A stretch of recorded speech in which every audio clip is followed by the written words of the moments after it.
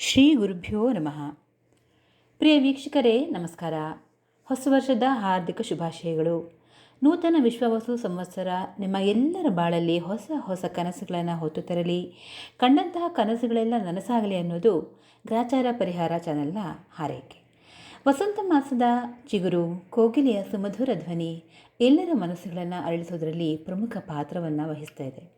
ಪ್ರಕೃತಿಯಲ್ಲಿನ ಏರುಪೇರು, ಮನುಷ್ಯರ ಆಗುಹೋಗುಗಳು ಗ್ರಹಗಳ ಸಂಚಾರದಂತೆ ನಡೆಯುತ್ತವೆ. ಹಾಗೆಯೇ ಗ್ರಹಗತಿಯಂತೆಯೇ ವರ್ಷಕ್ಕೆ ಇಂತಿಷ್ಟು ಆದಾಯ ಹಾಗೂ ಖರ್ಚುಗಳು ಕೂಡ ಉಂಟಾಗುತ್ತವೆ.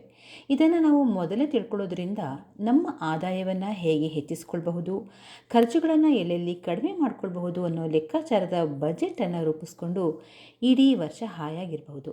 ಹಾಗಾದರೆ ಬನ್ನಿ, 12 ರಾಶಿಗಳವರ ಆದಾಯ, ಖರ್ಚು ಜೊತೆಗೆ ವರ್ಷದ ಆಗುಹೋಗುಗಳ ಒಂದೆರಡು ಅಂಶಗಳನ್ನು ನೋಡೋಣ. ಈಗ ವೃಷಭ ರಾಶಿಯವರಿಗೆ ಆದಾಯ 75% ಖರ್ಚು 25%. ವರ್ಷವಿಡೀ ನೀವು ಬಯಸಿದಂತಹ ಸುಖ ಸಂಪತ್ತುಗಳನ್ನು ಗಳಿಸ್ಕೊಳ್ಳುವಲ್ಲಿ ಯಶಸ್ವಿ ಆಗ್ತೀರಿ ನೀವು. ಇನ್ನು ಇಷ್ಟು ದಿನ ಅದೆಷ್ಟು ಶ್ರಮಪಟ್ಟಿದ್ರೋ ಅದನ್ನೆಲ್ಲ ಈ ಯುಗಾದಿ ವಿಶ್ವವಸು ಸಂವತ್ಸರ ಮರೆಸೇ ಬಿಡುತ್ತೆ. ಆ ಶ್ರಮಕ್ಕೆ ಫಲ ಸಿಗ್ತಕ್ಕಂತಹ ಕಾಲ ಇದಾಗಿದೆ. ಸೂರ್ಯಗ್ರಹರು ಮತ್ತು ಶನಿಗ್ರಹರು ಕೂಡ ನಿಮಗೆ ಅನುಕೂಲವಾಗಿ ಲಾಭದಲ್ಲೇ ಇದ್ದಾರೆ. ಇನ್ನೇನು ಕೈ ತಪ್ಪಿ ಹೋಗುತ್ತೆ ಅಂದ್ಕೊಂಡಿದ್ದಂತಹ ಕೆಲಸ, ಆಸ್ತಿ ಪಾಸ್ತಿ ನಿಮಗೆ ಸಿಗುತ್ತೆ. ಇಷ್ಟಾದರೂ ಬೆಲ್ಲದ ಜೊತೆಗೆ ಬೇವು ಅನ್ನೋ ಹಾಗೆ ಕೆಲವು ಅಡಚಣೆಗಳು ಕೂಡ ಇರುತ್ತೆ. ಅದನ್ನು ಉಪಾಯವಾಗಿ ಸಮಯಕ್ಕೆ ತಕ್ಕಂತೆ ಬಗೆಹರಿಸ್ಕೊಳ್ಬೇಕು.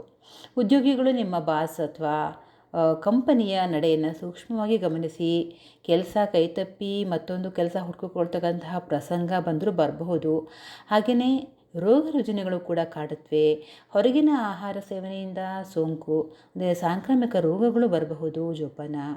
ಸಮಸ್ಯೆಗಳ ಪರಿಹಾರಕ್ಕೆ ಪ್ರತಿ ಮಂಗಳವಾರ ಗಣಪತಿಗೆ ಗರಿಕೆಯನ್ನು ಹಾಕಿ 21 ಸಲ ಓಂ ಗಂ ಗಣಪತಯೇ ನಮಃ ಅಂತ ಹೇಳ್ಕೊಳ್ಳಿ. ಹಾಗೆಯೇ ಷಣ್ಮುಖನಿಗೆ ತೊಗರಿಬೇಳೆ ಬೆಲ್ಲವನ್ನು ಕೊಡಿ, ಶುಭವಾಗಲಿ.